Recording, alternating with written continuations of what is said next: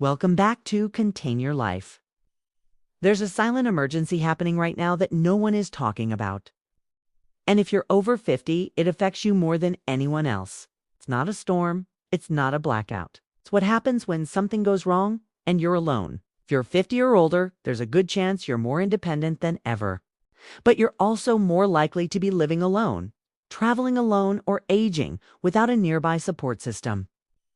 Today, I want to talk about how to prepare for real-life emergencies, calmly, practically, and without fear.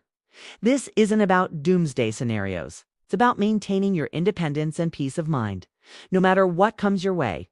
So, what is this silent emergency?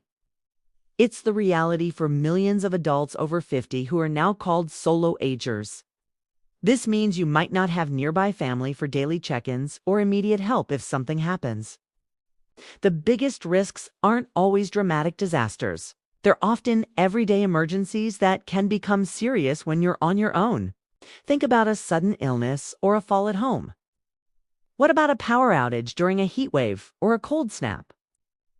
Or maybe evacuation orders are issued with very little notice and you have to get yourself to safety. Even something like a disruption in getting your medication or a simple communication breakdown can become a major problem. Preparedness at this stage of life isn't about building bunkers. It's about ensuring continuity, dignity, and control over your own life. So, when we're thinking about practical preparedness after 50, there are really three things that matter most. The first is time. The main goal of your preparations is to buy yourself time, whether it's hours or even a few days until help can arrive, or services are restored.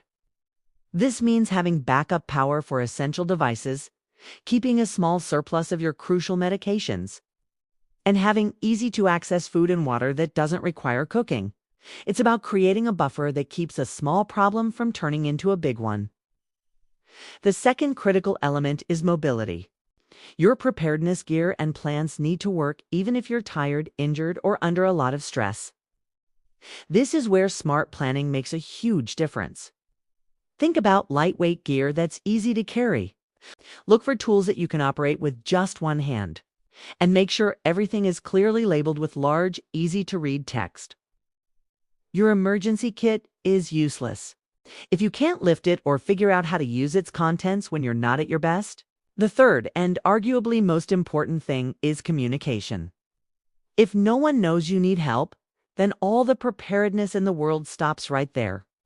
Your ability to signal for assistance is your most vital link to safety.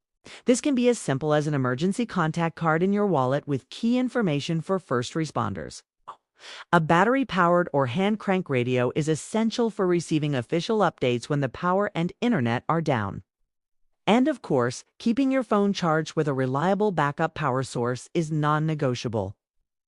Now, all this might sound like a lot, but this isn't about panic prepping. It's about what I call the calm prep system.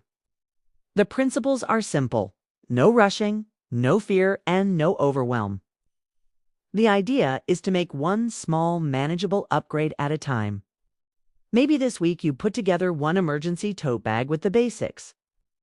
Next week, you can write down your emergency plan and share it with a friend.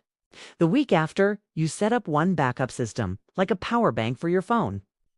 Preparedness should reduce your anxiety, not add to it. By taking small, consistent steps, you build resilience and confidence without turning your life upside down.